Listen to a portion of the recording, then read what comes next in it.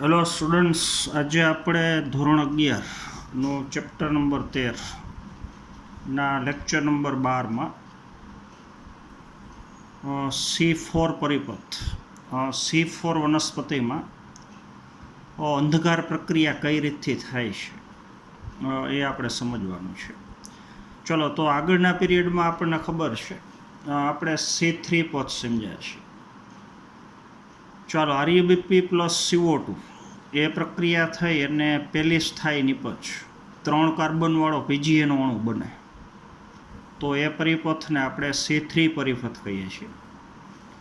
ચાલો, હવે C4 વનસ્પતિની અંદર CO2નું સ્થાપન થવાથી પહેલી સ્થાયી નિપજ ઓક્ઝેલો એસિટિક એસિડ 4 કાર્બનવાળો એસિડ બને છે, એટલે આ પરિપથને આપણે C4 પરિપથ કહીએ છીએ. ચલો, અથવા પરિપથનું સંશોધન, C4 પરિપથનું સંશોધન બે વૈજ્ઞાનિકોએ કરેલું છે, હેચ અને સ્લેક નામના વૈજ્ઞાનિક, અને એના ઉપરથી પથનું નામ હેચ સ્લેક પથે કહી શકો. ચલો, અથવા એને તમે DCA ચક્ર કહી શકો, ડાયકાર્બોક્સિલિક એસિડ ચક્ર. ચલો, તો C4 પથની અંદર પહેલી સ્થાયી નિપજ એ ઓક્ઝેલો એસિટિક એસિડ બને છે, અને ઓક્ઝેલો એસિટિક એસિડ એ 2 કાર્બોક્સિલ સમૂહ ધરાવતો એસિડ છે. ચલો, તો ઓક્ઝેલો એસિટિક એસિડમાં 2 કાર્બોક્સિલિક સમૂહ COOH સમૂહ એની સંખ્યા 2 છે, તો પહેલી નિપજમાં કાર્બોક્સિલ સમૂહની સંખ્યા 2 છે, અને એના ઉપરથી નામ આપ્યું ડાયકાર્બોક્સિલિક એસિડ ચક્ર. ચલો, અથવા પથનું ચોથું નામ સહયોગ પ્રકાશ સંશ્લેષણ કહીશું. ચલો, C3 પથ એ ફક્ત મધ્યપર્ણ પેશીના કોષમાં જ થાય. ચલો, C4 પથની પ્રક્રિયા 2 પ્રકારના પ્રકાશ સંશ્લેષી કોષમાં થાય, એક પુલકંચુકના કોષ અને એક મધ્યપર્ણ પેશીના કોષ. ચલો, તો આ ક્રિયા 2 કોષોના સહયોગથી થાય છે, એટલે કે 2 કોષો એકબીજાના સહયોગમાં રહી અને C4 પથ થાય છે, તો એના ઉપરથી આ ક્રિયાનું નામ સહયોગ પ્રકાશ સંશ્લેષણ તમે કહી શકો. ચાલો, તો હવે આ પરિપથ કઈ રીતથી થાય છે એ આખી ક્રિયા આપણે સમજવાની છે. ચલો, સૌથી પહેલાં તો 85% સપુષ્પી વનસ્પતિ જોજો, એટલે મોટાભાગની વનસ્પતિમાં જે જૈવ સંશ્લેષણ તબક્કો છે, પ્રકાશ સંશ્લેષણનો બીજો તબક્કો, તો એ C3 પથ દ્વારા થાય છે. તો 85% વનસ્પતિમાં પ્રકાશ સંશ્લેષણની ક્રિયાનો પથ એ C3 પથ છે. ચાલો, પણ ઉષ્ણકટિબંધની અને એમાંય ખાસ કરીને એકદળી વનસ્પતિ, બીજું બરાબર સમજવાનું છે, ઉષ્ણકટિબંધની અને ખાસ કરીને એકદળી વનસ્પતિ, દાખલા તરીકે મકાઈ છે, શેરડી છે, તો એવી વનસ્પતિની અંદર પ્રકાશ સંશ્લેષણની ક્રિયાનો C3 પથ ન હોય પણ C4 પથ હોય. હાલો, આ તમે સમજી ગયા હશો. ચલો, તો મોટાભાગની વનસ્પતિ એ 2 કુળની વનસ્પતિ છે, એક ગ્રામીની કુળ અને બીજું સાયપ્રેસી કુળ. તો હું અહીંયા લખું છું. ચલો, આ અમુક એક્સ્ટ્રા મુદ્દા છે. તો એક ધાન્ય વનસ્પતિનું કુળ એટલે ગ્રામીની કુળ. ચલો, બીજું કુળ છે સાયપ્રેસી કુળ. તો આ 2 કુળની ઘણી બધી જાતિની અંદર પ્રકાશ સંશ્લેષણનો પરિપથ એ C4 પરિપથ છે. ચાલો, હવે C4 પરિપથ કેમ કહીએ છીએ તો આપણને ખબર છે. ચલો, આ વનસ્પતિની અંદર વાતાવરણમાંથી જે CO2 હરિતકણના આધારકમાં દાખલ થાય છે, તો એ CO2 સીધો PEP સાથે જોડાય છે. જો C3 વનસ્પતિમાં CO2 સીધો RuBP હારે જોડાય, એટલે જો CO2 RuBP સાથે જોડાય તો પહેલી સ્થાયી નિપજ 3 કાર્બનવાળો એસિડ PGA બને, એટલે એને C3 વનસ્પતિ કહેવાય. અને જો CO2 PEP સાથે જોડાય તો પહેલી સ્થાયી નિપજ ઓક્ઝેલો એસિટિક એસિડ બને, 4 કાર્બનવાળો એસિડ. તો પહેલી સ્થાયી નિપજમાં કાર્બનની સંખ્યા 4 છે, તો આ પરિપથને આપણે કહી શકીએ C4 પથ. ચાલો, તો એ આખી ઘટના પછી આપણે સમજવાની છે. હાલો, તો આટલું હું પહેલાં વાંચું છું. ચલો, તો અગાઉ જણાવ્યા મુજબ ઉષ્ણકટિબંધીય વિસ્તારમાં, ઉષ્ણકટિબંધની અંદર આવેલી વનસ્પતિમાં, ચાલો, એટલે વિસ્તારમાં અનુકૂલન પામેલ વનસ્પતિ એ C4 પરિપથ ધરાવે છે. ચલો, તો આ વનસ્પતિમાં CO2 નું સ્થાપન થવાથી, હરિતકણના આધારકમાં જ્યારે CO2 નું સ્થાપન થાય તો પહેલી સ્થાયી નિપજ તરીકે 4 કાર્બનવાળો ઓક્ઝેલોએસિટિક એસિડનું નિર્માણ થાય છે. ચલો, હવે આ વનસ્પતિમાં પહેલી સ્થાયી નિપજ 4 કાર્બનવાળી બને, એટલે પથનું નામ છે C4 પથ. ચલો, પણ જે વનસ્પતિ C4 પથથી પ્રકાશ સંશ્લેષણ કરતી હોય, જો એ વનસ્પતિમાં C3 પથ તો થાય જ. તો આપણે આગળ વાત કરી હતી, તો કોઈ પણ વનસ્પતિ હોય એમાં C3 પથ, કેલ્વિન ચક્ર અથવા જૈવ સંશ્લેષણ તબક્કો, તો આ ક્રિયા તો થાય જ. એટલે C4 વનસ્પતિમાં C3 પથ તો થાય જ. ચલો, હમણાં આપણે આગળ સમજીએ છીએ. ચલો, છતાં પણ આના મુખ્ય જૈવ સંશ્લેષણ પરિપથ તરીકે જો C3 પરિપથ અથવા કેલ્વિન ચક્રનો ઉપયોગ કરે છે. એટલે C4 વનસ્પતિમાં C3 પથ તો થાય જ. ચલો, તો હવે C4 વનસ્પતિ અને C3 વનસ્પતિ એકબીજાથી કઈ રીતથી જુદી પડે છે, બેમાં શું તફાવત છે, હાલો એ આગળ આપણે હમણાં સમજવાનું છે. ચલો, હવે C4 વનસ્પતિની અમુક લાક્ષણિકતાઓ તમને બીજા પેરેગ્રાફમાં આપીશ. હાલો, તો એ આપણે થોડું વાંચતા છે. હાલો, તો સીધો હું બીજો પેરેગ્રાફ વાંચું છું, એમાં જે લાક્ષણિકતાઓ આપી છે. ચલો, તો C4 વનસ્પતિઓ વિશિષ્ટ હોય છે, આંતરિક રચનાની દ્રષ્ટિએ વિશિષ્ટ હોય છે. ચાલો, એક C3 વનસ્પતિનું પર્ણ લ્યો ને એક C4 વનસ્પતિનું પર્ણ લ્યો, તો બે પર્ણની આંતરિક રચનામાં ઘણો બધો તફાવત છે.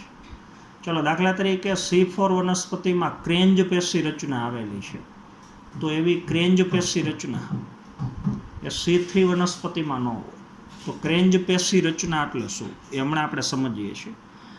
ચલો, તો C4 વનસ્પતિ અમુક બાબતમાં C3 વનસ્પતિ કરતાં વિશિષ્ટ હોય છે. તો કે તેઓ તેમના પર્ણમાં એક વિશિષ્ટ પ્રકારની અંતસ્થ રચના ધરાવે છે. C4 વનસ્પતિ પોતાના પર્ણની આંતરિક રચનામાં એક વિશિષ્ટ રચના ધરાવે છે, જેને કહેવાય ક્રેન્જ પેશી રચના. એ હમણાં આપણે સમજીએ છીએ. ચલો, પછી C4 વનસ્પતિ તો કે જે ઊંચા તાપમાનને સહન કરી શકે છે. ઊંચું તાપમાન સહન કરવાની ક્ષમતા એ C3 કરતાં C4 વનસ્પતિની વધારે છે. બીજું, મોટાભાગની C4 વનસ્પતિ એ ઉષ્ણકટિબંધની વનસ્પતિ છે, તો ત્યાં એવરેજ તાપમાન આપણને ખબર છે એ ઊંચું હોય.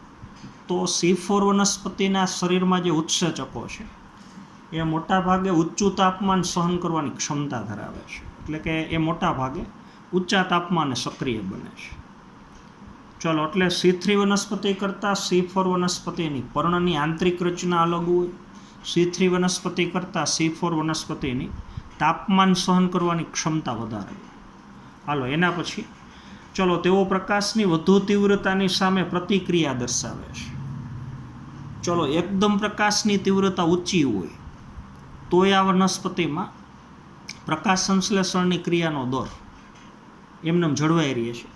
ચલો, આની જગ્યાએ C3 વનસ્પતિ હોય, જોજો, તો એ વનસ્પતિની અંદર એકદમ ઊંચું પ્રકાશ છે, પ્રકાશની તીવ્રતા છે એ ઊંચી હોય, તો એ સહન કરવાની ક્ષમતા એની એ વનસ્પતિની ઓછી છે. ચલો, તો તેઓ પ્રકાશની વધુ તીવ્રતાની સામે પ્રતિક્રિયા દર્શાવે છે. ચલો, તેમાં પ્રકાશ શ્વસન કહેવાતી પ્રક્રિયાનો અભાવ જોવા મળે છે. તો પ્રકાશ શ્વસન નામની ક્રિયા એ C3 વનસ્પતિમાં થઈ શકે, C4માં ન થઈ શકે.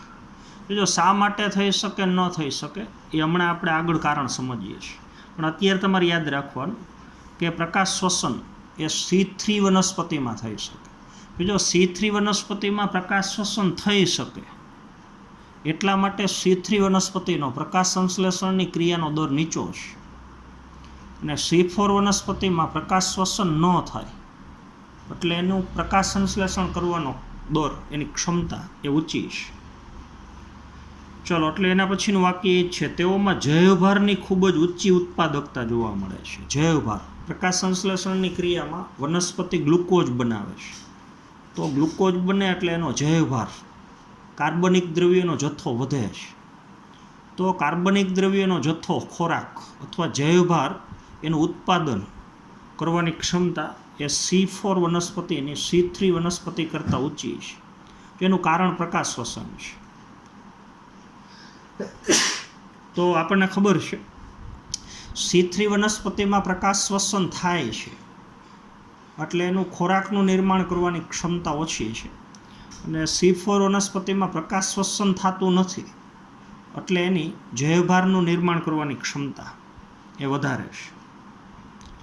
ચાલો, તો આ બધા જે મુદ્દાઓ છે, બે વચ્ચેના જે તફાવત છે એ હવે એક એક કરી અને આખું આપણે સમજવાનું છે. ચલો, પછીના પેરેગ્રાફમાં તમને પ્રશ્નાચિહ્નવાળા વાક્ય બધા આપ્યા છે. જો તો C3 અને C4 પર્ણનો આયામ છેદ લઈ અને અભ્યાસ કરો. બે વનસ્પતિના પર્ણનો છેદ લેવાનો અને પછી પર્ણની આંતરિક રચના જોવાની. તો આંતરિક રચનામાં C4 વનસ્પતિની અંદર ક્રેન્જ પેશી રચના હાજર હોય, C3 વનસ્પતિમાં ક્રેન્જ પેશી રચના ગેરહાજર હોય. ચલો, શું તમને આ બંને છેદમાં કોઈ ભેદ જોવા મળ્યો? તો ભેદ છે ખાસ કરીને ક્રેન્જ પેશી રચનાનો. ચલો, શું બંને પર્ણમાં એક જ પ્રકારની મધ્યપર્ણ પેશી છે? તો નથી, મધ્યપર્ણ પેશી અલગ અલગ પ્રકારની છે. ચલો, શું તેઓ વાહિપુલની આસપાસ સમાન પ્રકારના કોષો ધરાવે છે? તો વાહિપુલની આસપાસ સમાન પ્રકારના કોષો ધરાવતા નથી. હાલો, તો એ ક્રેન્જ પેશી રચના હવે આપણે સમજવાની છે. ચલો, તો C3 વનસ્પતિ તમને ખબર છે, જો બરોબર સમજજો. ચાલો, જ્યાં પેલું પર્ણ બતાવું છું એ હું C3 વનસ્પતિનું બતાવું છું. ચાલો, પર્ણમાં એક ઉપરી અધિસ્તર હોય, એક અધ અધિસ્તર હોય. જો બે અધિસ્તરની વચ્ચે જે કોષો છે એ મધ્યપર્ણ પેશીના કોષો, તમને ખબર છે. ચાલો, તો આ કોષને આપણે મધ્યપર્ણ પેશીના કોષો કહીએ છીએ. ચલો, અહીંયા વાહિપુલ છે. ચલો, વાહિપુલમાં તમને ખબર છે જલવાહક પેશી અને ભેગી અન્વાહક પેશી. તો આ વાહિપુલ થઈ ગઈ. ચલો, આ બધા કોષો મધ્યપર્ણ પેશીના કોષો. જો મધ્યપર્ણ પેશીના કોષમાં હરિતકણ હોય. ચલો, આ જે હું રચના સમજાવું છું એ તમારે ખાસ સમજવાનું છે. ચલો, તો C3 વનસ્પતિની અંદર પ્રકાશ સંશ્લેષણની ક્રિયાનો પહેલો તબક્કો અને બીજો તબક્કો. પહેલો તબક્કો પ્રકાશ પ્રક્રિયા અને બીજો તબક્કો એટલે જૈવ સંશ્લેષણ તબક્કો, કાર્બન સ્થાપનની ક્રિયા. બીજો બે તબક્કા એક જ કોષમાં થાય, કારણ કે કોષોનો પ્રકાર જ એક છે. હરિતકણ ધરાવતા કોષો એક જ પ્રકારના છે, મધ્યપર્ણ પેશીના કોષ. તો C3 વનસ્પતિમાં પ્રકાશ સંશ્લેષણની ક્રિયાનો પ્રથમ અને બીજો એ બંને તબક્કા એક જ પ્રકારના કોષમાં થાય છે. ચાલો, તો C4 વનસ્પતિની અંદર પ્રકાશ સંશ્લેષણની ક્રિયાના બે તબક્કા એ અલગ અલગ કોષમાં થાય. જ્યારે C3 વનસ્પતિમાં અત્યારે જે આપણે છેદ બતાવેલો છે એ C3 વનસ્પતિ, એમાં પ્રકાશ સંશ્લેષણની ક્રિયાનો પહેલો તબક્કો પ્રકાશ પ્રક્રિયા અને બીજો તબક્કો જૈવ સંશ્લેષણ તબક્કો. તો આ બંને તબક્કા એક જ કોષમાં થાય અને એક જ કોષના એક હરિતકણમાં થાય. તો આખી પ્રક્રિયા એક જ કોષમાં પૂરી થઈ જાય. જોજો, હવે C4 વનસ્પતિની આપણે વાત કરીએ. એ પર્ણનો આપણે છેદ બતાવીએ. જોજો, તો પહેલાં વાહિપુલ, આ જે ભાગ બતાવ્યો એ વાહિપુલ એટલે જલવાહક અને અન્વાહક. જોજો, હવે વાહિપુલને ઘેરીને આવેલા કોષો આ જે બતાવીએ છીએ, ચાલો એને આપણે કહેશું પુલકંચુકના કોષો.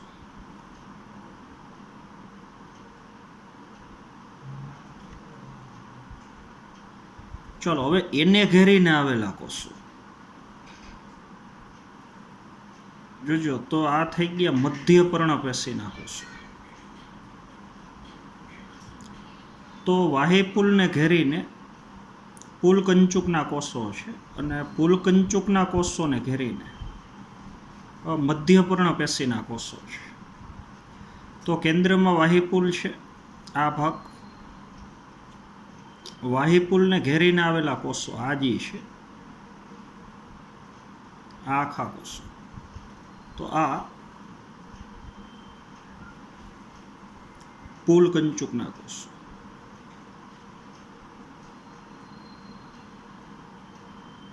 ચલો, એને ઘેરીને આવેલા આ જે કોષો છે એ મધ્યપર્ણ પેશી કોષ. જોજો, બે પ્રકારના કોષમાં હરિતકણ હોય. આમાંય હરિતકણ હોય અને હરિતકણ પુલકંચુકના કોષમાં હોય. ચાલો, તો એનું સ્થાન. ચાલો, તો C4 વનસ્પતિમાં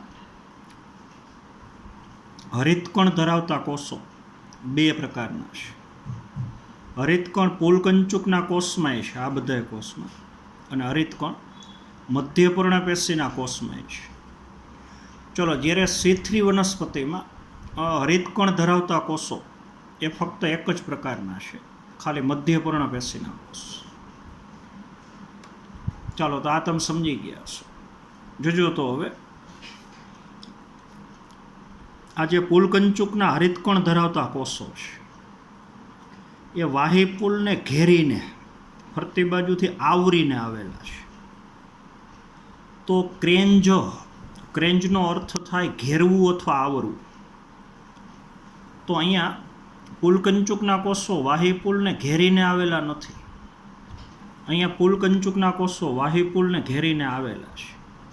તો આ જે ગોઠવણી છે, વાહિપુલને ઘેરીને પુલકંચુકના કોષ છે, પુલકંચુકના કોષને ઘેરીને મધ્યપર્ણ પેશીના કોષો છે. તો આવી આવર્તી ઘેરતી પેશી એટલે કહી શકો ક્રેન્જ પેશી રચના. તો આવી ક્રેન્જ પેશી રચના C4 વનસ્પતિમાં હાજર હોય, અને ક્રેન્જ પેશી રચના એ C3 વનસ્પતિની અંદર ગેરહાજર હોય. હાલો, તો આટલું પાછું હું વાંચું છું. ચલો, C4 પરિપથ ધરાવતી વનસ્પતિના વાહિપુલની આસપાસ, એટલે આ વાહિપુલ, એની આસપાસ અહીંયા મોટા કદના કોષો છે. ચલો, મોટું કદ ધરાવતા અહીંયા કોષો આવેલા છે, અને જેને પુલકંચુકના કોષો કહેવાય. પણ એ પુલકંચુકના કોષમાં હરિતકણ હાજર છે. ચલો, તો પર્ણમાં જોવા મળતી આવી અંતસ્થ રચના કે વાહિપુલને ઘેરીને પુલકંચુકના કોષો છે, તો એને ક્રેન્જ પેશીય સંરચના અથવા ક્રેન્જ પેશીય અંતસ્થ રચના કહેવાય છે. ચલો, તો અહીંયા ક્રેન્જનો અર્થ એ થાય છે કે આવરવું અથવા ઘેરીને આવે. ચાલો, તે કોષની વિશિષ્ટ ગોઠવણી છે. હાલો, હવે આગળ હું કન્ટિન્યુ વાંચું છું. ચલો, વાહિપુલની આસપાસ આવેલા પુલકંચુકીય કોષોના અનેક સ્તર હોય છે. આ વાહિપુલ છે, એની ફરતી બાજુ પુલકંચુકનું અત્યારે આપણે એક જ સ્તર બતાવ્યું, પછી બીજું સ્તર, ત્રીજું સ્તર, ઘણા બધા સ્તર હોય, પણ એમાંથી આપણે કોઈ પણ એક જ સ્તર બતાવ્યું છે. ચાલો, હવે આ જે કોષો છે, જોજો, આ એમાં હરિતકણની સંખ્યા વધુ હોય પુલકંચુકના કોષોની અંદર. જોજો, ખાસ આપણે યાદ રાખવાનું છે. ચાલો, હરિતકણની સંખ્યા વધુ હોય અને હરિતકણ મોટા કદના હોય આમાં. હાલ, આ તમે સમજી ગયા છો. પુલકંચુકના કોષમાં, તો પુલકંચુકના કોષમાં હરિતકણ મોટા હોય. જોજો, પણ એ ગ્રેના ધરાવતા નથી. આ બેમાં હરિતકણ છે. હરિતકણ આમાંય છે અને હરિતકણ આમાંય છે. જોજો, આ મધ્યપર્ણ પેશીનો કોષ છે, એમાં પ્રકાશ સંશ્લેષણની ક્રિયાનો પહેલો તબક્કો થાય, પ્રકાશ પ્રક્રિયા. અને પુલકંચુક કોષનું જે હરિતકણ છે એમાં પ્રકાશ સંશ્લેષણની ક્રિયાનો બીજો તબક્કો થાય. તો પ્રકાશ સંશ્લેષણનો પ્રથમ અને બીજો તબક્કો એ અલગ અલગ કોષમાં થાય, એ હમણાં આપણે સમજીએ છીએ. ચલો, જ્યારે C3 વનસ્પતિમાં બે તબક્કા એક જ કોષમાં થાય, ફક્ત મધ્યપર્ણ પેશીના કોષો. તો અહીંયા પ્રકાશ સંશ્લેષણ કરતા કોષો એક જ પ્રકારના, અહીંયા બે પ્રકારના. હાલો, આ તમે સમજી ગયા છો. ચાલો તો પુલ કંચુકના કોષોની આપણે ખાસિયત લઈએ છીએ. જોજો તો ફરીથી બધી ખાસિયત. ચાલો, એક તો પુલકંચુકીય કોષો એ અનેક સ્તરમાં ગોઠવાયેલા, આ પેલી ખાસિયત. ચાલો, પછી એમાં હરિતકણની સંખ્યા વધુ હોય અને હરિતકણ કદમાં મોટા હોય. ચાલો, પછી જે પુલકંચુકના કોષોની દિવાલ છે, કોષ દિવાલ ફરતી બાજુ, એ એકદમ જાડી હોય. જો જાડી કોષ દિવાલ છે એટલે વાયુ માટે અપ્રવેશશીલ છે. ચલો, દાખલા તરીકે મધ્યપર્ણપેશીમાંથી ઓક્સિજન એ આ કોષમાં ન આવી શકે. પુલકંચુકના કોષમાં મધ્યપર્ણપેશીમાં ઓક્સિજન ઉત્પન્ન થયો હોય તો એ વાયુ પુલકંચુકના કોષમાં ન આવી શકે, કારણ કે એની કોષ દિવાલ એકદમ જાડી અને વાયુ માટે અપ્રવેશશીલ છે. ચલો, બીજું કોષોની ગોઠવણી ગીચોગીચ છે. જો અહીંયા એટલે વચ્ચે ક્યાંય આંતરકોષીય અવકાશ ન હોય, કોષો વચ્ચે ખાલી જગ્યા ન હોય. કોષોની ગોઠવણી ચુસ્ત રીતે થયેલી છે. ચાલો, તો આવી C4 વનસ્પતિ, એના ઉદાહરણ તમારે લેવા હોય તો મકાઈ છે, શેરડી છે, જુવાર વનસ્પતિ છે. તો આ બધી C4 વનસ્પતિ છે. ચલો, તો C4 વનસ્પતિ જેવી કે મકાઈ અથવા જુવારના પર્ણનો છેદ લઈ અને ક્રેન્જ પેશીય સંરચના તેમજ મધ્યપર્ણ કોષોનું વિતરણ આપણે જોઈ શકીએ કઈ રીતથી છે એની ગોઠવણી. હાલો, પછીની સામાન્ય માહિતી છે. ચલો, તે તમારા માટે રસપ્રદ રહેશે કે તમારી આસપાસની વનસ્પતિની વિવિધ જાતિના પર્ણ એકત્રિત કરો. ચલો, અત્યારે તમને ખબર નથી કે એ વનસ્પતિમાં C3 પોથ છે કે C4. ચલો, એમનેમ તમે કોઈ પણ દાખલા તરીકે 10 વનસ્પતિના પર્ણ એકઠા કર્યા. હવે એ પર્ણનો છેદ લેવાનો. ચલો, છેદ લઈને માઇક્રોસ્કોપમાં તમે જોવો છો, જો એમાં ક્રેન્જ પેશી રચના ન હોય તો એ C3 વનસ્પતિ હોય, ક્રેન્જ પેશી રચના હોય તો એ C4 વનસ્પતિ હોય. ચાલો, તો તેઓના પર્ણનો છેદ લો અને સૂક્ષ્મદર્શક યંત્ર વડે વાહીપુલની આજુબાજુ આવેલા પુલકંચુકના કોષને નિહાળો. ચાલો, તો પુલકંચુક કે જે C4 વનસ્પતિને ઓળખવામાં તમને મદદરૂપ થશે. એટલે વાહીપુલને ઘેરીને જો આ પુલકંચુકના કોષ હોય હરિતકણ ધરાવતા, એટલે આવી ક્રેન્જ પેશી રચના હાજર હોય તો એ બધી વનસ્પતિ C4 વનસ્પતિ. હાલો, તો હવે આખો પરિપથ ખરેખર કઈ રીતથી થાય છે એ આખું આપણે સમજવાનું છે. જોજો, હવે સમજ માટે આપણે શું કરીએ છીએ, આ વાહીપુલનો ભાગ આટલો વાહીપુલ, પછી એક કોષ પુલકંચુકનો કોષ આ, અને એક કોષ મધ્યપર્ણપેશીનો કોષ. એટલે આટલી આકૃતિ આપણે મોટી કરીને બતાવીએ છીએ. આટલો પોર્શન અહીં મોટો કરીને બતાવીએ. ચાલો, તો સૌથી પહેલાં અહીંયા વાહીપુલ. ચાલો, અહીંયા દાખલા તરીકે જલવાહક પેશી છે. ચાલો, હવે વાહીપુલને ઘેરીને આવેલો કોષ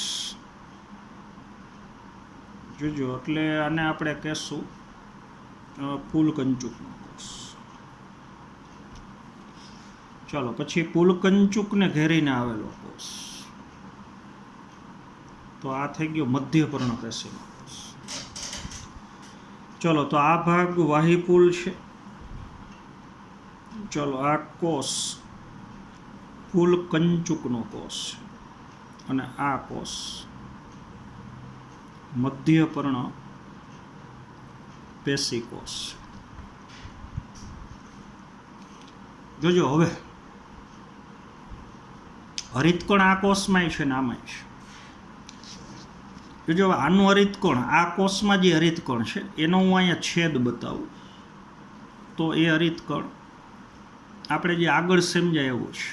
એટલે હરિતકણમાં થાઇલેકોઇડ હોય અને થાઇલેકોઇડ થપ્પીમાં ગોઠવાયેલા, એટલે ગ્રેના પ્રદેશ એવું આગળની જેમ જ. તો મધ્યપર્ણપેશીના કોષમાં જે હરિતકણ હોય આમાં એ ગ્રેના યુક્ત હોય.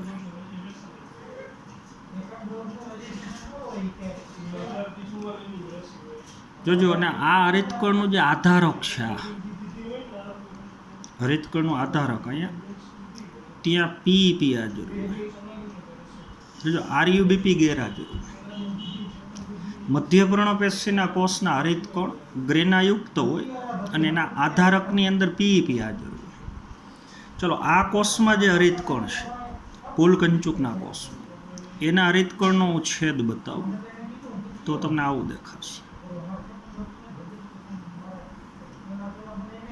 ચલો, આ કોષનો હરિતકણ છે. ચલો, એમાં થાઇલેકોઇડ હોય, જોજો, પણ એની ગોઠવણી થપ્પીમાં ન થયેલી હોય, છૂટા છૂટા થાઇલેકોઇડ હોય, આવી રીતે. તો આ હરિતકણ ગ્રેના વિહીન છે. આ તમારે ખાસ યાદ રાખવાનું છે. મધ્યપર્ણપેશીના કોષનું હરિતકણ ગ્રેનાયુક્ત હોય ને એના આધારકમાં પીઈપી હોય. આનું હરિતકણ ગ્રેના વિહીન હોય, એટલે એમાં થાઇલેકોઇડ હોય પણ એની ગોઠવણી ગ્રેના પ્રદેશમાં ન થયેલી. અને આનું જે આધારક છે અહીંયા, તો એના આધારકમાં પીઈપી ન હોય પણ ને આરયુબીપી હોય. ચલો, તો હરિતકણો બે પ્રકારના છે, ગ્રેનાયુક્ત અને ગ્રેનાવિહીન. મધ્યપર્ણપેશીના કોષના હરિતકણ ગ્રેનાયુક્ત છે, પુલકંચુકના કોષના હરિતકણ ગ્રેનાવિહીન છે. આના આધારકમાં પીઈપી હાજર છે અને આના આધારકમાં આરયુબીપી હાજર છે. હાલો, તો હવે આખી પ્રક્રિયા કઈ રીતથી થાય છે? તો જો, હમણાં આપણે વાત કરી એ પ્રમાણે પુલકંચુકના જે કોષ છે, એ કોષની ફરતી બાજુની કોષ દિવાલ, હા, એ જાડી છે ને વાયુ માટે અપ્રવેશશીલ છે. તો વાતાવરણમાંથી જે CO2 પર્ણમાં દાખલ થાય તો એ સીધો પુલકંચુકના કોષમાં દાખલ ન થઈ શકે. એટલે પહેલાં દાખલ થાય મધ્યપર્ણપેશીના કોષમાં. જોજો, હવે મધ્યપર્ણપેશીના કોષમાં જે CO2 દાખલ થાય, જોજો બરોબર સમજ.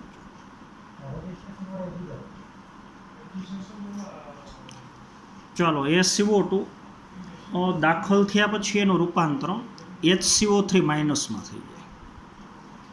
જોજો, એટલે પ્રક્રિયા શું થાય તો કે પહેલાં CO2 પાણી સાથે જોડાઈ જાય,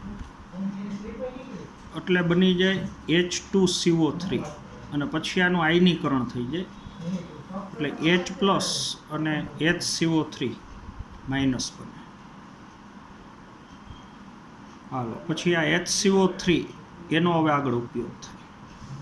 તો દાખલ થાય ત્યારે CO2 હોય, એ પછી ફેરવાઈ જાય HCO3 માઇનસ, એટલે આમ તો CO2 જ છે. ચલો, હવે HCO3 માઇનસ, જો બરોબર સમજ. આ જે મધ્યપર્ણપેશીનો કોષ, આ બધી પ્રક્રિયા હરિતકણમાં થાય એમ સમજવા. આ કોષ તો છે જ, કોષની અંદર હરિતકણ, હરિતકણનું આ જે આધારક છે, ની આ રાસાયણિક પ્રક્રિયા થાય છે. તો મધ્યપર્ણપેશીના કોષના હરિતકણના આધારકમાં તમને ખબર છે અહીંયા આરયુબીપી ન હોય પણ પીઈપી હોય. તો આ કોષના હરિતકણના આધારકમાં જે પીઈપી છે એ તમને ખબર છે 3 કાર્બનવાળું સંયોજન છે. તો HCO3 માઇનસ પીઈપી એ જોડાઈ જાય એટલે પહેલી નિપજ બને ઓક્ઝેલો એસિટિક એસિડ. તો એમાં કાર્બનની સંખ્યા 4. હાલો, એટલે આ પથને આપણે C4 પથ કહીએ છીએ, કારણ કે પહેલી સ્થાયી નિપજ 4 કાર્બનવાળો એસિડ છે, ઓક્ઝેલો એસિટિક એસિડ. હાલો, હવે આ ક્રિયા કરાવવા માટે જવાબદાર ઉત્સેચક એ તમને ખબર છે, પીપી કેસ, પેપ કેસ. ચલો, આખું નામ એ તમને ખબર છે, ફોસ્ફોઇનોલ પાયરુવેટ કાર્બોક્સાઇલેસ. તો આ ઉત્સેચક અને પીઈપી આ બે આના હરિતકણના આધારકમાં અહીં હાજર. ચલો, તો પીઈપીનું CO2ની મદદથી કાર્બોક્સિલેશન થયું, એટલે CO2ના બંધારણમાં આવેલો કાર્બન પીઈપીમાં ઉમેરાઈ ગયો, એટલે નિપજમાં કાર્બનની સંખ્યા વધીને થઈ ગઈ 4. તો પહેલી નિપજ બેની ઓક્ઝેલો એસિટિક એસિડ. ચલો, હવે ઓક્ઝેલો એસિટિક એસિડનું મધ્યપર્ણપેશીના કોષમાં ત્યાં રૂપાંતરણ જો કાં મેલિક એસિડમાં થાય અને કાં રૂપાંતરણ એસ્પાર્ટિક એસિડમાં થાય. હું ટૂંકા નામ લખું છું. ચલો, તો ઓક્ઝેલો એસિટિક એસિડ એનું રૂપાંતરણ મેલિક એસિડ અથવા થઈ જાય એસ્પાર્ટિક એસિડ. ચાલો, તો એ 4 કાર્બનવાળા સંયોજન છે. હાલો, તો આટલી પ્રક્રિયા એ મધ્યપર્ણ પેશીના કોષમાં થાય. જોજો, આને CO2નું પ્રાથમિક સ્થાપન કહેવાય. એકને એક CO2નો અણુ 2 વખત સ્થાપન પામશે. તો પહેલી વખત CO2 PEP હારે જોડાણું, એટલે આ પહેલું સ્થાપન થયું. એટલે પ્રાથમિક સ્થાપનની નિપજ મેલિક એસિડ છે. હવે જોજો, હવે મેલિક એસિડ બને અથવા એસ્પાર્ટિક એસિડ બને. એટલે ઓક્ઝેલો એસિટિક એસિડનું રૂપાંતરણ કાં મેલિક એસિડમાં થાય ને કાં એસ્પાર્ટિક એસિડ. જોજો, હવે નજીકના 2 કોષોનો કોષરસ આપણને ખબર છે, એ કોષરસ તંતુ દ્વારા જોડાયેલો. તો અહીંયા વચ્ચે એવું હોય કોષરસ તંતુ. ચાલો, તો હવે મેલિક એસિડ મધ્યપર્ણ પેશીના કોષમાંથી કોષરસ તંતુ દ્વારા વહન પામીને આવી જાય પુલકંચુકના કોષના હરિતકણમાં. હાલો, અથવા એ હોઈ શકે એસ્પાર્ટિક એસિડ, 4 કાર્બનવાળું સંયોજન. ચલો, હવે પુલકંચુકના કોષમાં મેલિક એસિડ દાખલ થયા પછી જોજો એનું ડીકાર્બોક્સિલેશન થાય. ચાલો, એટલે એનું રૂપાંતરણ થઈ જાય પાયરુવિક એસિડ. ચલો, તેમાં કાર્બનની સંખ્યા 3 હોય. જો કાર્બોક્સિલેશન થાય તો કાર્બનનો ઉમેરો થાય, અને અહીંયા ડીકાર્બોક્સિલેશન થાય તો કાર્બન ઘટ્યા. 4 કાર્બનવાળું સંયોજન ફેરવાઈ ગયું 3 કાર્બનવાળા સંયોજન, તો અહીંયા CO2 મુક્ત થાય. આ તમે સમજી ગયા. તો જો આ જ CO2 આ છે, આ તમે સમજી ગયા. ચલો, આ CO2 સીધો જો આ કોષમાં આવી શકતો હોત, પુલકંચુકના કોષ, તો આ રાસાયણિક પ્રક્રિયાની જરૂર જ ન પડત.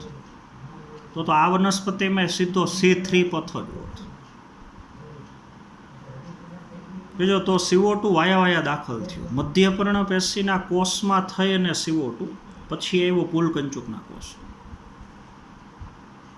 મેલિક એસિડ સ્વરૂપે, કારણ કે સીધો CO2 આ કોષમાં દાખલ ન થઈ શકે. ચલો, હવે મેલિક એસિડનું ડીકાર્બોક્સિલેશન થાય એટલે બને પાયરુવિક એસિડ, અને અહીંયા બને CO2. અહીંયા જે CO2 મુક્ત થયો એ હવે જોડાય RuBP સાથે. જો હવે ઓલું કેલ્વિન ચક્ર ચાલુ થઈ આગળની જેમ છે. તો આપણે હમણાં વાત કરી એમ આ જે પુલકંચુકના કોષમાં હરિતકણ છે, તો એમાં આધારકમાં RuBP હાજર છે. તો આના ડીકાર્બોક્સિલેશનથી જે CO2 છૂટો પડ્યો એ RuBP હારે જોડાઈ જાય. હાલો, તો હવે તમને ખબર છે, પહેલાં PGA બને, PGAમાંથી PGAP બને, એમાંથી PGAL બને, વળી પાછું આમાં PGALમાંથી પાછું RuBP બને. તો આ ઓલું કેલ્વિન ચક્ર C3 પથ. ચલો, તો C4 પથથી પ્રકાશ સંશ્લેષણ કરતી વનસ્પતિને C3 પથ તો થાય જ. હાલો, તો આ પ્રકાશ સંશ્લેષણની ક્રિયાનો બીજો તબક્કો થયો, તો એ થાય પુલકંચુકના કોષના હરિતકણના આધારે. હાલો, આ તમે સમજી ગયા છો. જો હવે જે પાયરુવિક એસિડ બન્યો આ એ ફરી પાછો જતો રહીએ મધ્યપર્ણ પેશીના કોષ, 3 કાર્બનવાળો છે. ચાલો, ત્યાં એનું ફોસ્ફોરીકરણ થઈને પાછું રૂપાંતરણ થઈ જાય PEPમાં. જો ચકેરું પૂરું થયું, PEP પહેલાં વપરાય છે ને ફરી પાછો PEP બને છે, એટલે આ ચક્ર સતત ચાલુ રહે આમ. ચલો, હવે પાયરુવિક એસિડનું ફોસ્ફોરીકરણ, એટલે પાયરુવિક એસિડમાં ફોસ્ફેટ ઉમેરાય અને બને PEP. તો અહીંયા 2 ATPના અણુ વપરાય, એટલે 2 ATPનું રૂપાંતરણ થઈ જાય 2 ADP. જોજો, હવે બરોબર સમજો. આખી પ્રક્રિયા 6 વખત ગુણવાની. ચલો, અહીંયા એક CO2 મુક્ત થયો, એટલે એક CO2 એક RuBP હારે જોડાય તો આપણને ખબર છે PGAના 2 અણુ બને. તો આપણે તો આવા 12 અણુની જરૂર છે. તો 6 CO2 6 RuBP હારે જોડાય. જોજો, તો 12 PGA બને, 12 PGAP બને, 12 PGL બને. 12 PGLમાંથી 2માંથી ઓલો ગ્લુકોઝ બને, તમને ખબર છે. અને 10 પીજીએલમાંથી પાછા આરયુબીપીના 6 અણુ પાછા બને.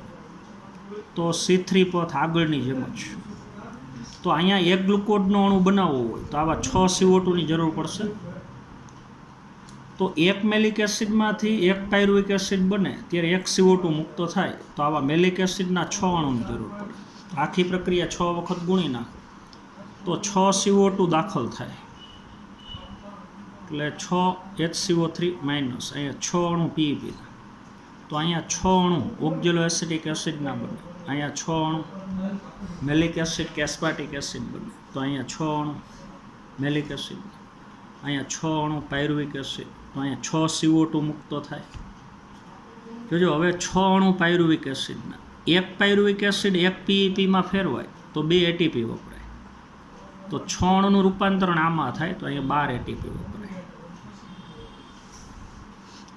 ચાલો અહીંયા જે 6 CO2ના અણુ મુક્ત થયા એનો ઉપયોગ કરી અને અહીંયા બનશે ગ્લુકોઝ. તો આ પથને કહી શકો C4 પથ. તો C4 પથમાં આ જે C4 પથ છે એમાં ભેગો C3 પથ તો થાય જ. હાલો આ તમે સમજી ગયા હશો. જોજો પ્રકાશ સંશ્લેષણની ક્રિયાનો પ્રથમ તબક્કો અહીંયા થાય. જો બરોબર સમજવાનું, પ્રકાશ સંશ્લેષણની ક્રિયાનો પ્રથમ તબક્કો એ મધ્યપર્ણ પેશીના કોષના હરિતકણમાં થાય. જો પહેલો તબક્કો અહીંયા થતો હોય તો ઓલી 3 નિપજ અહીંયા બનતી હોય, ATP બનતો હોય, NADP H2 બનતો હોય અને એક O2 બનતો હોય. ચાલો હવે ATP ને NADP H2 આ બે એ આ કોષમાં જતા રહે, કારણ કે એનો કેલ્વિન ચક્રમાં ઉપયોગ થાય આ બેનો. જોજો હવે ઓક્સિજન આ કોષમાં ન આવી શકે. ઓક્સિજન ઉત્પન્ન થયો મધ્યપર્ણ પેશીના કોષમાં, તો ઓક્સિજન માટે આ દિવાલ અપ્રવેશી છે. તો આ ઓક્સિજન મધ્યપર્ણ પેશીના કોષમાંથી સીધો બહાર જતો રહે વાતાવરણ. જોજો હવે જે કોષમાં ઓક્સિજન ઉત્પન્ન થયો બરોબર સમજજો. તો ઓક્સિજન ઉત્પન્ન થયો મધ્યપર્ણ પેશીના કોષ, તો એના હરિતકણનું જે આધારક છે એમાં તો PEP હાજર છે. તો જે કોષના હરિતકણમાં ઓક્સિજન ઉત્પન્ન થાય જ્યાં પહેલો તબક્કો થાય ત્યાં RUBP ગેરહાજર છે. જો RUBP અહીંયા છે, કુલકંચુકના કોષના હરિતકણના આધારકમાં અહીંયા RUBP છે. જોજો એટલે RUBP નું ઓક્સિજન એ બે એકબીજાના સંપર્કમાં ન આવી શકે આ બે. તો RUBP હંમેશા O2 હારે જ જોડાય, સોરી આપણે CO2 હારે જ જોડાય.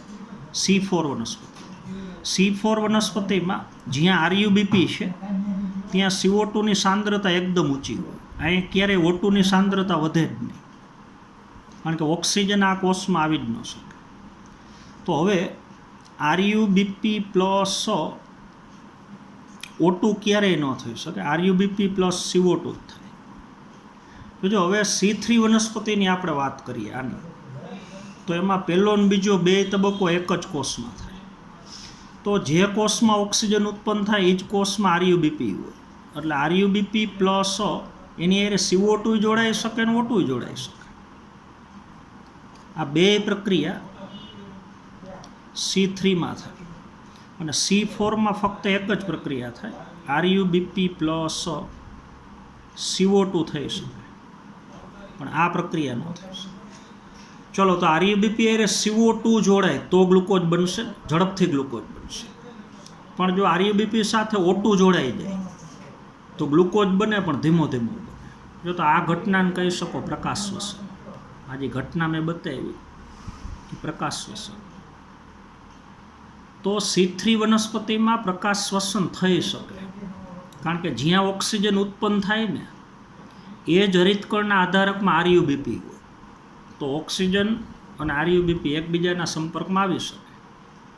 ચલો અહીંયા પ્રકાશ શ્વસન ન થઈ શકે, કારણ કે જે કોષમાં ઓક્સિજન ઉત્પન્ન થાય એ કોષના હરિતકણના આધારકમાં RUBP હોય જ નહીં, તો ઓક્સિજન અને RUBP એકબીજાના સંપર્કમાં આવે જ નહીં, તો આમાં પ્રકાશ શ્વસન ન થાય.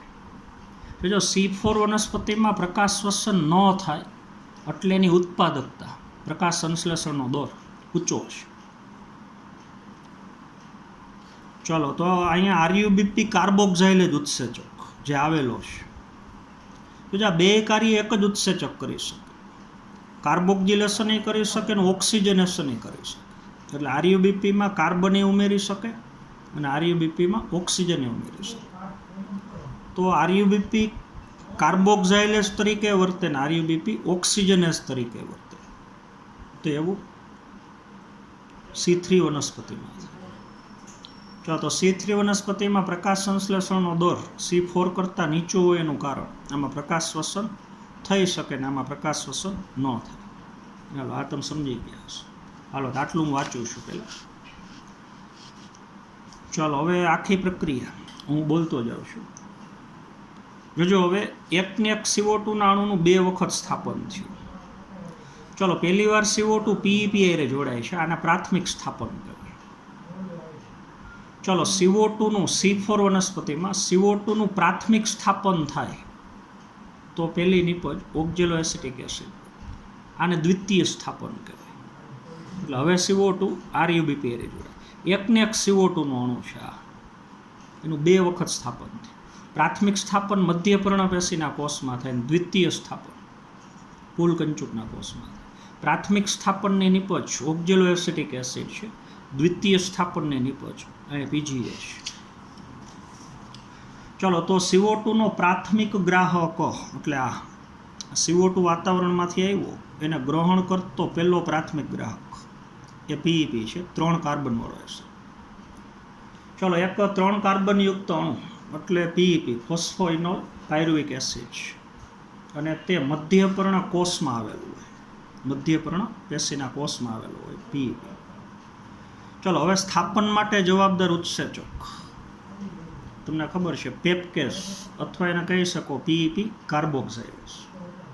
ચલો તો અહીંયા નોંધવું મહત્વનું છે કે મધ્યપર્ણ કોષમાં એટલે આ કોષમાં ચલો રૂબિસ્કો ઉત્સેચક ગેરહાજર, રૂબિસ્કો અહીંયા હાજર. આરયુબીપીની હારે CO2 ને જોડે તો એ રૂબિસ્કો, તો અહીંયા પેપકેજ હાજર હોય અને રૂબિસ્કો ન હોય. ચલો અહીંયા રૂબિસ્કો ઉત્સેચક હાજર છે. ચાલો હવે C4 એસિડ ઓક્ઝેલો એસિટિક એસિડ મધ્યપર્ણના કોષમાં નિર્માણ પામે. અહીંયા CO2 ની મદદથી PEP નું કાર્બોક્સિલેશન થાય એટલે 4 કાર્બન વાળો પહેલો એસિડ બને ઓક્ઝેલો એસિટિક એસિડ. ચલો ત્યારબાદ તે ઓક્ઝેલો એસિટિક એસિડ મધ્યપર્ણ પેશીના કોષમાં છે. ચલો અન્ય 4 કાર્બન યુક્ત સંયોજન એટલે કાં મેલિક એસિડ હોય અને કાં એસ્પાર્ટિક એસિડ એનું નિર્માણ.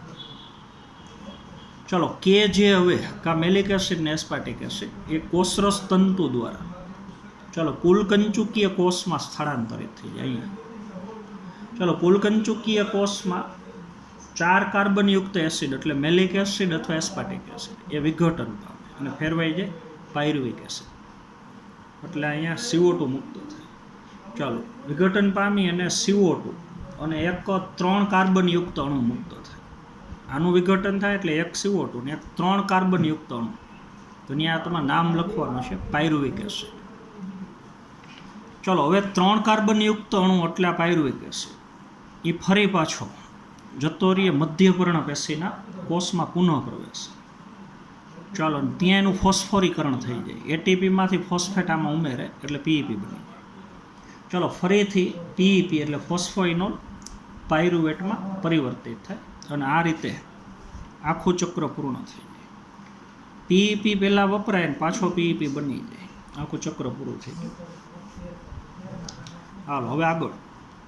ચલો મેલિક એસિડના વિઘટનથી જે CO2 મુક્ત થયો એ હવે અહીં કેલ્વિન ચક્રમાં વપરાય C3 પથ એટલે RUBP હારે જોડાઈ જાય. ચલો પુલકંચુકીય કોષમાં રહેલો CO2 એ કેલ્વિન પરિપથ અથવા C3 પરિપથમાં પ્રવેશે એટલે RUBP હારે જોડાઈ જાય એટલે PGA બને ને પછી આખો એમાંથી ગ્લુકોઝ બને. ચલો કેલ્વિન પરિપથ એક એવો પરિપથ છે કે જે બધી વનસ્પતિમાં સામાન્ય છે. C3 વનસ્પતિમાં તો થાય જ પણ C4 વનસ્પતિમાં C3 પથ કેલ્વિન પથ તો થાય જ. હાલો હવે પુલકંચુકીય કોષો એ રિબ્યુલોસ બાયફોસ્ફેટ કાર્બોક્સિલેસ ઓક્સિજનેસ એટલે રૂબિસ્કો ઉત્સેચકથી ભરપૂર હોય, પ્રચુર. હાલો, તો આરયુબીપીને CO2 આરે જોડતો ઉત્સેચક અહીંયા એ રૂબિસ્કો. ચાલો, પરંતુ અહીંયા પેપકેજનો અભાવ હોય. અહીંયા પેપકેજ હાજર હોય અને રૂબિસ્કો ગેરહાજર હોય. અહીંયા રૂબિસ્કો હાજર હોય ને અહીંયા પેપકેજ ગેરહાજર. ચલો, આમ મૂળભૂત પરિપથ કે જેના પરિણામ સ્વરૂપ શર્કરાનું નિર્માણ થાય છે આ, ચાલો, તે કેલ્વિન પરિપથ એ બેમાં થાય, C3 અને C4. ગ્લુકોઝનું નિર્માણ તો આના દ્વારા જ થાય. અહીંયા 12 PgL બને, એમાં 2 PgLમાંથી ગ્લુકોઝ બને, 10 PgLમાંથી આરયુબીપીના 6 અણુ પાછા. તો ગ્લુકોઝનું નિર્માણ કરતો જે મુખ્ય પદ છે કેલ્વિન પદ, C3 પદ, એ તો બેમાં થાય, C3માંય થાય અને C4માં. હાલો, હવે ટેક્સ્ટ બુકમાં જે આકૃતિ આપી છે એ તમારે વ્યવસ્થિત યાદ રાખવાની છે. ચાલો, અહીંયા એક ઉત્સેચકનું નામ તમારે વધારાનું યાદ રાખવાનું છે. જોજો, પાયરુવિક એસિડમાંથી PEP બને છે. અહીંયા પાયરુવિક એસિડમાંથી PEP, તો ત્યારે ઓલા ATP વપરાય. તો અહીંયા એક ઉત્સેચકનું નામ હું અહીં લખું છું. ચલો, એ તમારે એડ કરવાનું છે. ચાલો, એનું નામ છે PPDK. ચલો, PPDK નામનો ઉત્સેચક, આખું નામ છે પાયરુવેટ ફોસ્ફેટ. પાયરુવેટ ફોસ્ફેટ, પછી આગળ ડાયકાઇનેસ.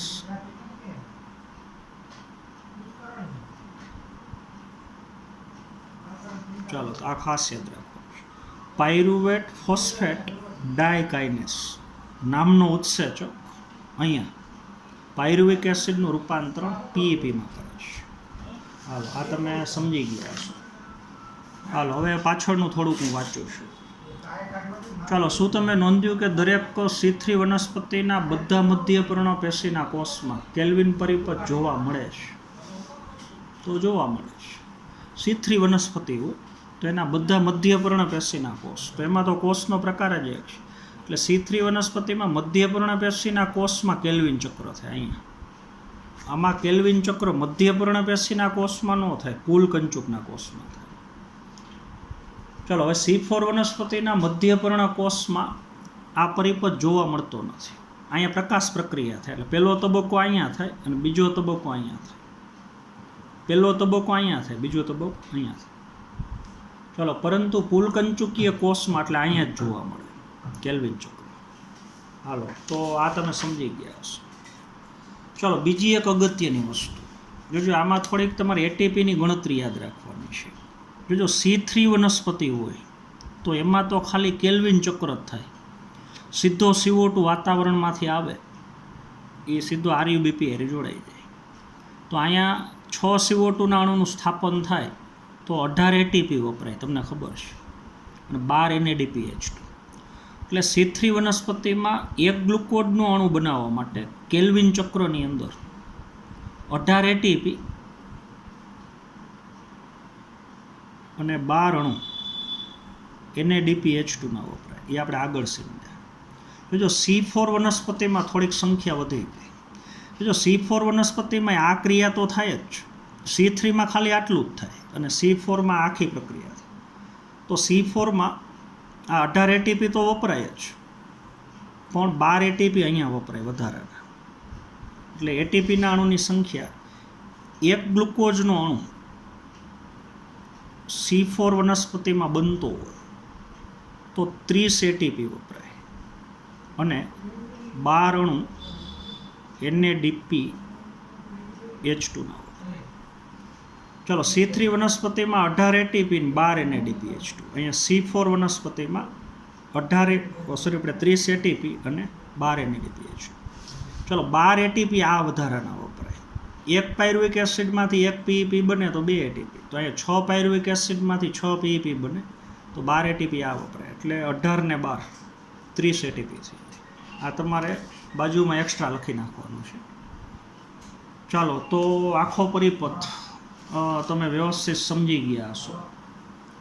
ચલો, હવે પ્રકાશ શ્વસન એટલે શું, C3માં પ્રકાશ શ્વસન થાય, C4માં ન થાય, એની થોડીક વધારે વાત આગળનો પીરિયડ, આપણો આગળનો ટોપિક જ પ્રકાશ શ્વસન છે.